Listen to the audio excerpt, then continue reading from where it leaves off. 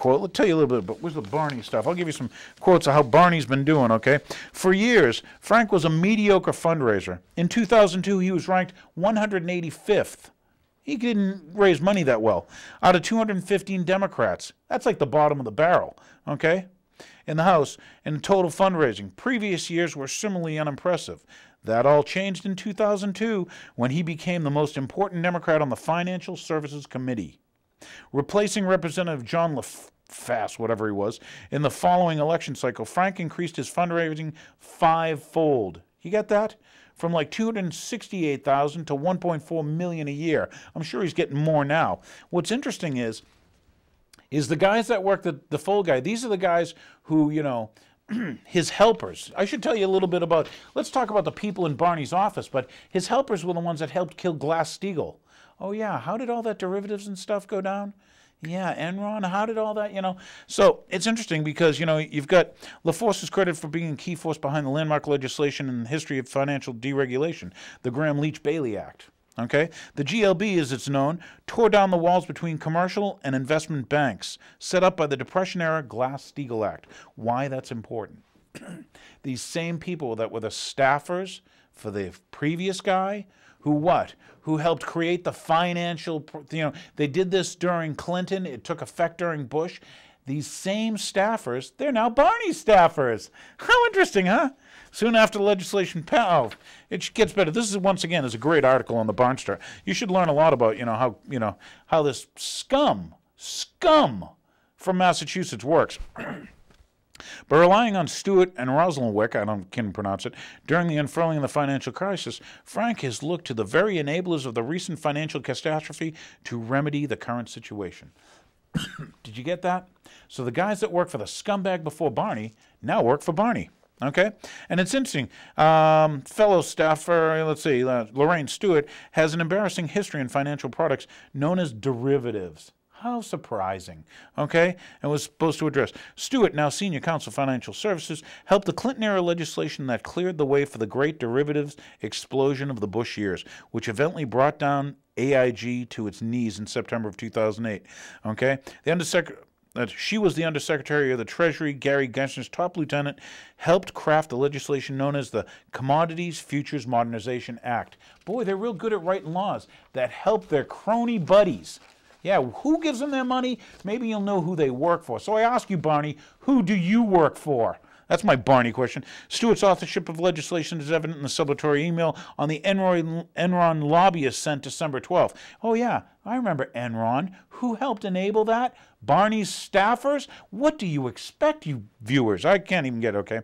As discussed, okay, Baker One forwards derivatives lobbyist Ken Reasoner, who then forwards it to Enron lobbyist Chris Long, who then passes it along to the rest of Enron lobbying team with the brief analysis closing with, they may cut a deal as early as this afternoon. So who's helping Enron?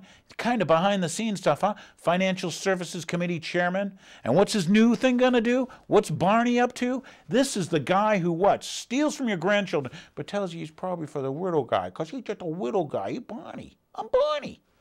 Oh, it really irks me. Because anyway, how about this one? Stewart's considerable personal fortune was derived from the murky world of international energy privatization, which Enron dominated until its demise. Her husband, hey, the girl's married, okay, Mark Cantor, worked in the field of international project finance attorney at the law firm of Milbank and Tweed, okay, throughout the 90s. What was interesting about that, Milbank and Tweed worked closely with Enron on numerous energy deals. How interesting, and off-the-balance sheet financing.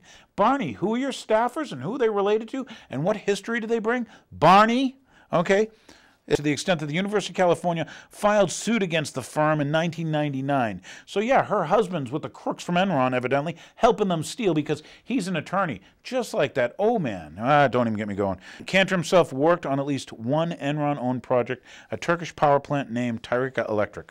Okay, two other Frank staffers passed through Wall Street, D.C. revolving door in 2007 and 2008, but in opposite directions. His special counsel, James W. Siegel, lobbied for the Investment Company Institute, a mutual fund body. Oh, yeah, that's the guys Barney hires, right? Because he's for the people, okay? For 10 years before joining Frank's staff, board members of ICI include representatives of Goldman Sachs and J.P. Morgan.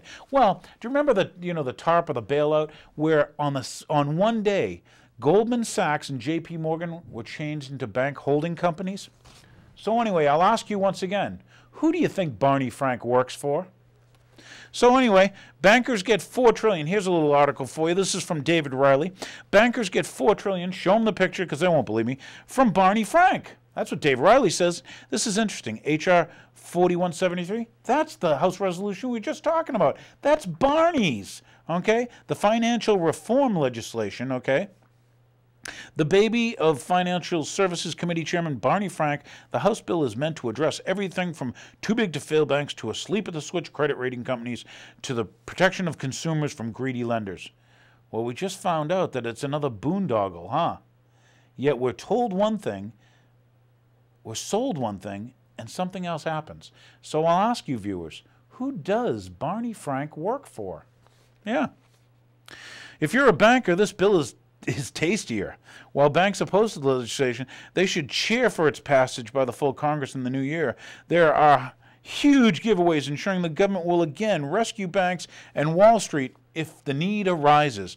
Well, if crooks are on Wall Street, that'd be a surprise. And crooks are in D.C., another big, huge surprise. Is it District of Criminals? Okay, you love this one. Blah, blah, blah, you know, nuggets gleaned. Instead, it supports the biggest banks. It authorized the Federal Reserve banks to provide as much as $4 trillion in emergency funding the next time Wall Street crashes. Well, we don't care if Main Street crashes, do we, Barney? We don't care if your state crashes, do we, Barney? But heck no, if Wall Street crashes, Barney Frank cares. Who you working for, Barney? So anyway, there's some more Barney stuff. I'll just, once again, when it comes to railroading legislation through, do you remember the TARP, the banker bailout? Remember that, viewers? Do you remember, you know, the Military Commissions Act? Oh, yeah. Do you remember the immigration bill that, you know, once again, Kennedy was trying to push through, railroad nothing? Do you remember the John Warner Defense Authorization Act?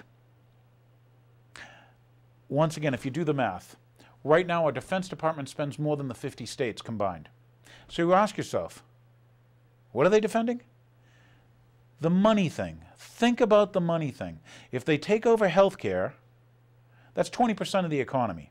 They already control 25 to 30 with the defense industry. And you add on that Barney's new financial piece, the government will be running all things. What do they call that? Is that freedom? Is that liberty? So I got news for you people. It's time to start thinking.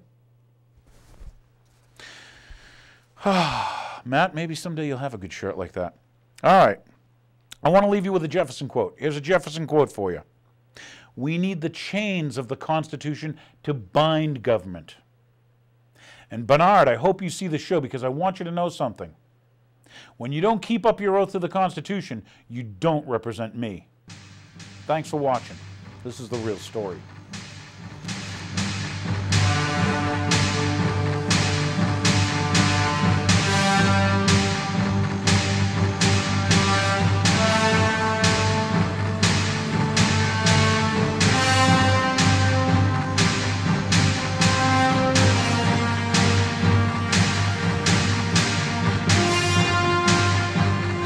Question is, will they kill untold millions as they did in the last century? It is not the elite cockroaches that determine that. It is you.